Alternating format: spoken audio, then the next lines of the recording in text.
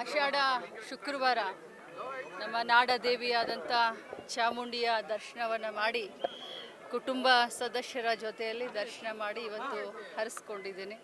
ನಾಡಿಗೆ ಒಳ್ಳೆಯದಾಗಲಿ, ಒಳ್ಳೆ ಮಳೆ ಬೆಳೆ ಬರಲಿ, ಸರ್ಕಾರ ಒಳ್ಳೆ ಕೆಲಸ ಮಾಡಲಿ, ಒಳ್ಳೆ ಹೆಸರುವಾಸಿಯಾಗಲಿ, ಜನ ರಾಜ್ಯದಲ್ಲಿ ನೆಮ್ಮದಿಯಿಂದ ಜೀವನ ಸಾಗಿಸಲಿ ಅಂತ ನಾಡಿನ ಒಳತಿಗೆ ಬೇಡ್ಕೊಂಡಿದ್ದೀನಿ.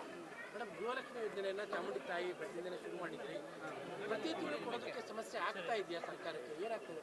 ಖಂಡಿತವಾಗ್ಲೂ ಸಮಸ್ಯೆ ಇಲ್ಲ.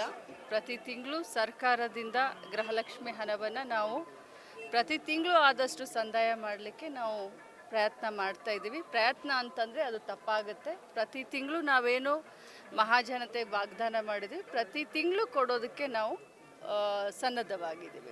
3 ತಿಂಗಳಿಗೆ ಒಂದ್ಸತಿ ಕೊಡ್ತಾ ಇದೀವಿ ಅಂತ ಈ ತರ ಗ್ಯಾರಂಟಿ ಅಧ್ಯಕ್ಷರು ಕೂಡ ಹೇಳಿದ್ದಾರೆ ರೇವಣ್ಣ ಅವರು.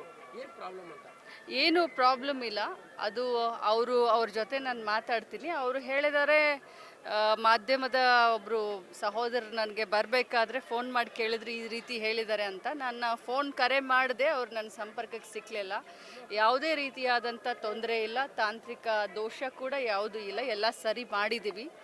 31 ಜಿಲ್ಲೆಗೆ ತಾಲೂಕ್ ಪಂಚಾಯಿತಿ ಅಂದರೆ ಜಿಲ್ಲೆ ಹೆಡ್ ಕ್ವಾರ್ಟರ್ಸ್ ತಾಲೂಕ್ ಪಂಚಾಯಿತಿಯ ಮುಖಾಂತರ ನೇರವಾಗಿ CDPO ಅಕೌಂಟ್ಗೆ ಹಾಕಿ ಅಲ್ಲಿಂದ ಡೈರೆಕ್ಟಾಗಿ ಬೆನಿಫಿಷರಿಗಳ ಅಕೌಂಟ್ಗೆ ಹಾಕುವಂಥ ವ್ಯವಸ್ಥೆ ಈಗೆಲ್ಲ ಸರಿಯಾಗಿದೆ. ಸೊ ತಾಂತ್ರಿಕ ದೋಷ ಅಂತೂ ಏನಿಲ್ಲ. ಅವ್ರು ಯಾಕೆ ಆ ರೀತಿ ಹೇಳಿದರು ಅನ್ನೋದನ್ನು ಅವ್ರ ಹತ್ರ ಮಾತನಾಡಿ ತಮಗೆ ನಾನು ರಿಯಾಕ್ಟ್ ಮಾಡ್ತೀನಿ. ಬಟ್ ತಾಂತ್ರಿಕ ದೋಷ ಯಾವುದೂ ಇಲ್ಲ. ಪ್ರತಿ ತಿಂಗಳು ಗೃಹಲಕ್ಷ್ಮಿಗಳಿಗೆ ಹಣವನ್ನು ನಾವು ಸಂದಾಯ ಮಾಡ್ತೀವಿ. ಹೌದು, ನಾವು ಮೇವರೆಗೂ ಈಗ ಕಂಪ್ಲೀಟ್ ಹಾಕಿದ್ದೀವಿ. ಜೂನ್ ತಿಂಗಳದು ಹಾಕ್ತಾ ಇದ್ದೀವಿ. ಮೇಡಮ್, ಈಗ CM ವಿಚಾರದಲ್ಲಿ ನಿನ್ನೆ ಮುಖ್ಯಮಂತ್ರಿಗಳು ಹೇಳಿದ್ದಾರೆ ನಾನೇ 5 ವರ್ಷ ಚೀಫ್ ಮಿನಿಸ್ಟರ್ ಅನ್ನುವಂಥದ್ದು. ಅದು ಸಪ್ರೇಟ್ ಆಯ್ತಾ ಮೇಡಮ್ ವಿಚಾರ?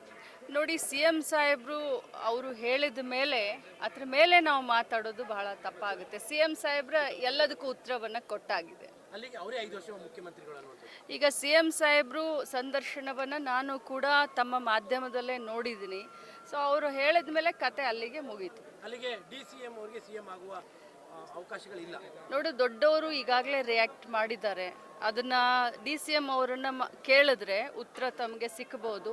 ಆದರೆ ಈಗ CM ಅವರು ಮಾತಾಡಿದ್ದಾರೆ, DCM ಅವರು ಮಾತಾಡಿದ್ದಾರೆ.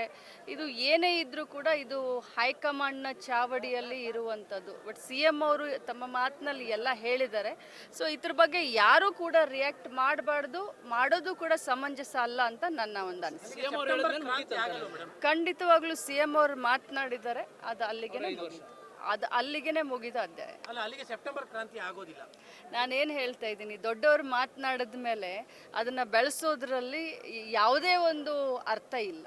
ಅವ್ರು ಹೇಳಿದ್ಮೇಲೆ ಮುಗೀತು ಅಂದಮೇಲೆ ಅವರೇ 5 ವರ್ಷ ಅಂತ ನೋಡಿ, ನಾನು ಅದನ್ನು ಪದೇ ಪದೇ ನೀವು ಕೇಳಿದ್ರು ನಾನು ಅದನ್ನೇ ಹೇಳ್ತೀನಿ. CM ಸಾಹೇಬ್ರೆ ಮಾತನಾಡಿದ ಮೇಲೆ ಮುಂದೆ ಏನು ಇಲ್ಲ ಅಂತ. BJP ಅವರು ಸೆಪ್ಟೆಂಬರ್ ಕ್ರಾಂತಿ ಬಗ್ಗೆ ಮಾತಾಡ್ತಿದ್ದಾರೆ, ಕೆಲವು ಸಚಿವರು ಸೆಪ್ಟೆಂಬರ್ ಕ್ರಾಂತಿ ಬಗ್ಗೆ ಮಾತನಾಡಿದ್ರು.